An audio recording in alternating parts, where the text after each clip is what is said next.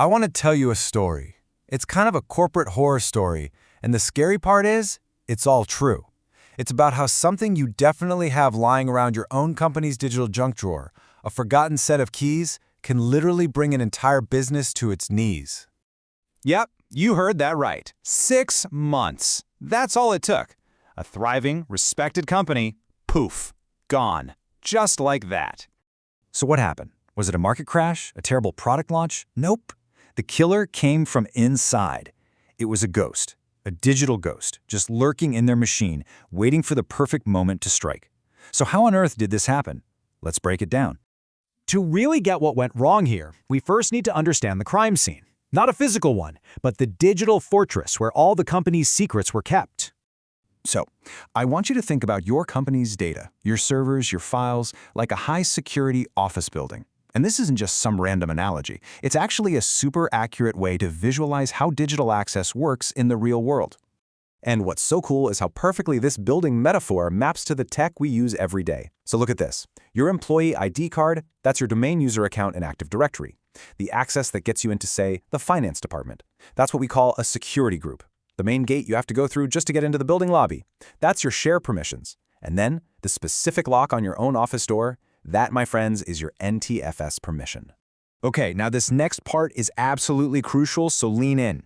You have to understand the difference between that main gate and the individual room lock. See, the share permission, the main gate, it just gets you in the front door. But the NTFS permission, that controls every single room you can get into once you're inside. That makes NTFS the ultimate line of defense. Remember that. It's going to be really important later.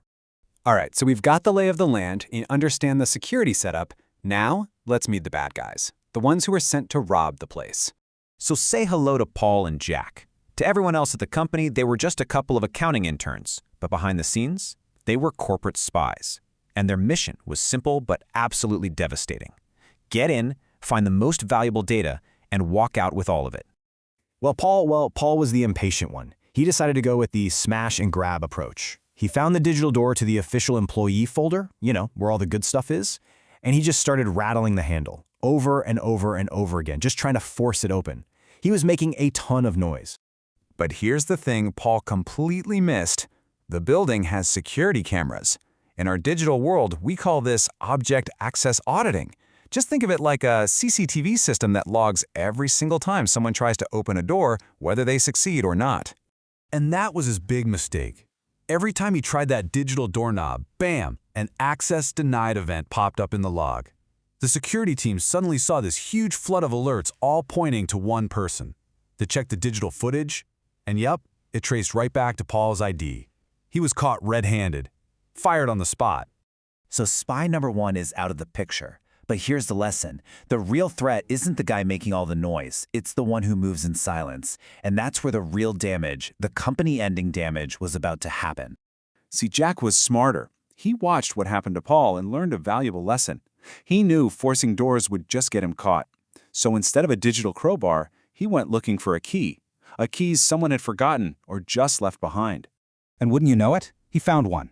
It belonged to a guy named Sam, a senior accountant who'd quit months ago. But, and this right here is the company's fatal mistake, the IT department never disabled his account. His digital ID card, his key to the building, it was still active. This, right here, is what we call a stale account. It is a digital ghost, an identity that isn't tied to a real person anymore, but it still has all the keys it ever did. Honestly, this is one of the single most dangerous vulnerabilities any company can have just lying around. But wait, it gets worse. The problem with Sam's account was even bigger than that. You see, before Sam was in the accounting department, he had worked over in administration. So when Sam moved from admin to accounting, IT did their job halfway. They gave him the new keys for the accounting floor, but they never took back his old keys to the administration floor. This is a classic case of what we call privilege creep. Over time, an employee's digital keyring just gets heavier and heavier, with keys to doors they have no business opening anymore. So this is it. This is how Jack pulled off the perfect heist. Let's walk through it. Step 1. He logged in from home, easy peasy, using Sam's ghost account. Step 2. Because of that privilege creep, that one account gave him keys to both the accounting and administration departments. Step 3. With a totally valid ID, he just strolled right through the main gate, That's the share permission without setting off a single alarm. And finally, step 4. He used Sam's massive keyring to unlock every single confidential room in both of those departments and just downloaded everything. And just like that, it was over. The company's crown jewels, their financial data, their product roadmaps, everything. It was all gone. Their competitors knew their next move before they even made it. And in just 6 short months, the company they called Wealthy Commercial was completely bankrupt. What a devastating story, right? And it probably leaves you with one big, nagging question. Was this attack really invisible? Was there anything they could have done to stop him? Or was Jack truly a ghost, leaving no tracks behind at all? Well, the answer is shocking, and it's no. Jack wasn't a ghost. In fact, the digital security cameras were rolling the whole time. Every single door Jack opened, every file he copied, it was all logged, just like Paul's noisy failures were. So what was the difference? Jack's actions looked legitimate because he had the right keys. The proof of the heist was right there in the logs plain as day, but nobody was watching the tapes. So what's the takeaway from all this? What's the real lesson? It's brutally simple, and you need to hear this. 1. When an employee leaves, you disable their account immediately. Not tomorrow, not next week, immediately. 2. When someone changes roles, you take away their old permissions. You have to stop privilege creep dead in its tracks. 3. You need to regularly review who has access to what. It's basic hygiene. And 4, and maybe the most important, monitor your audit logs. Those are your security camera tapes. You have to actually watch the footage. And that leaves me with one final question for you.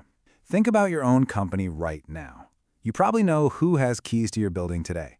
But do you know who has the old keys, the ones left behind by the ghosts in your system?